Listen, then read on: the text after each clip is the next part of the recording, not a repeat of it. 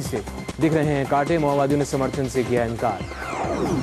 दिल्ली में आईआईटी की कोचिंग करने वाले छात्रों के साथ खेला गया आग का खेल, अंगारों पर चले नंगे पैर। देखिए खास बात, अगला कार्यक्रम। और फिटनेस पर और खेल के बढ़ते स्तर पर गावस्कर के आरोप का सचिन ने कहा जवाब, निजी राय से नहीं रखते इत्तेफाक, मिलकर बैठकर होगी बात। न्यूज़ सेंटर मुंबई से पेश है स्टार रिपोर्ट, खबर जिसका आप पर हो असर।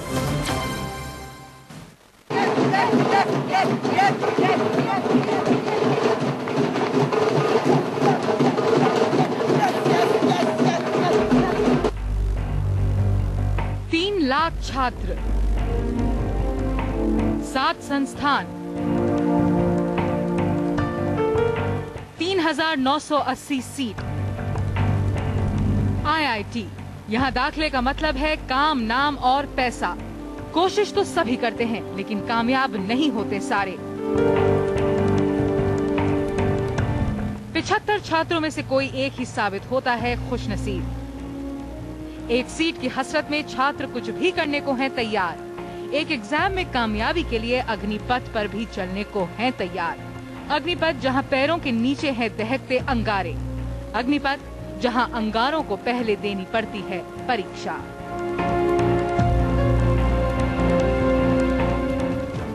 आज हम बात कर रहे हैं एक ऐसे मामले की जिसने एक बार फिर छेड़ दी है मान्यताओं और विज्ञान के बीच एक नई बहस। पिछले दिनों दिल्ली में आईआईटी की तैयारी कराने वाले एक कोचिंग इंस्टीट्यूट ने अपने छात्रों को आग पर चलने का अभ्यास कराया। अब सवाल यह है कि 50 बच्चे आखिर कैसे हंसते हंसते अंगारों पर चढ़ गए। इन छात्रों के सामने दावा किया गया कि आईआईटी परीक्षा को लेकर डर पर काबू पाने के लिए ऐसा करना जरूरी है। इसके बाद रविवार यानी 23 अप्रैल को दिल्ली के रोहिणी इलाके के एक कोचिंग इंस्टीट्यूट में बड़ी धूमधाम से अंगारे बिछाए गए, बच्चों को उस पर चलाया गया और दलील ये दी गई ये सब ठीक ठाक है। लेकिन जानकार इसे बच्चों के लिए ठीक कतई नहीं मानते।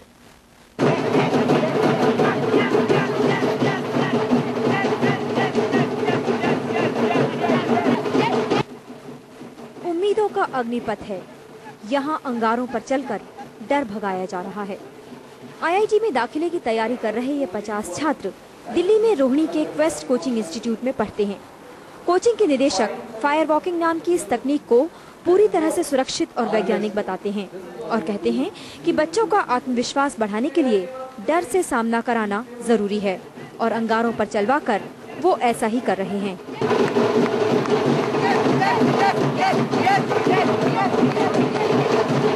अगर आपने अपना फियर इसे फेस नहीं किया है, इस एक्सरसाइज में आपको फियर दिखेगा सामने। कोचिंग के निदेशक भले ही इसे वैज्ञानिक तकनीक बताएं, लेकिन मेडिकल साइंस के मुताबिक अंगारों पर थोड़ी देर चलने से भले ही शरीर को नुकसान नहीं पहुंचता हो, लेकिन ये तरीका आत्मविश्वास और इच्छा शक्ति बढ़ाने के लिए कोई शर्तिया तरीका हो, ये सही नहीं है। किसी भी इम्तिहान में सफलता के लिए आत्मविश्वास जरूरी है, लेकिन कई छात्रों के साथ ही कई जानकारों का भी मानना है कि मोटिवेशन के लिए और भी दूसरे तरीके हैं जो ज्यादा कारगर हो सकते हैं। जरूरी नहीं कि अंगारों पर चलने जैसा खतरनाक काम करना पड़े।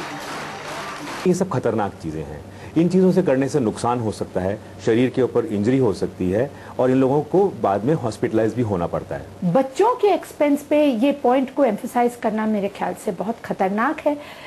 आपने तो लिखवा दिया बच्चों से डिस्क्लेमर कि अगर इसमें कुछ हादसा हो गया तो ऑर्गेनाइजर्स आर नॉट रिस्पॉन्सिबल, लेकिन बच्चे का पैर अगर जल गया तो आप क्या करेंगे? ये एक्सरसाइज करवाने वाले दिल्ली के एपिन एनवायरनमेंट सॉल्यूशंस के हेड ट्रेनर अनुज खरे हैं।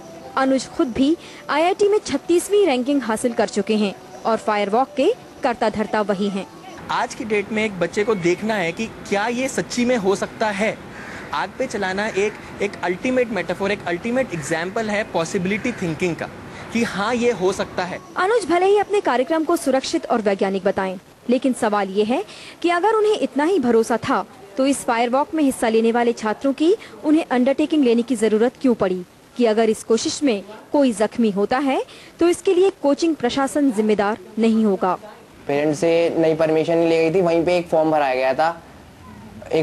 गया था कि इस पे लिखा था कि पता कि आपकी इस पे रिस्पॉन्सिबिलिटी और इमरजेंसी के केस में आप इन पे कांटेक्ट करें।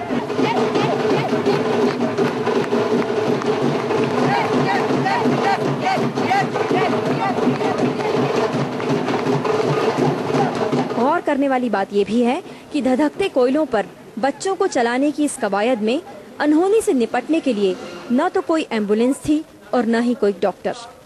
मोटिवेट करने के लिए बहुत अच्छी तैयारी थी, बट इंजरीज के लिए I didn't see any preparedness और मेडिकल डेस्क।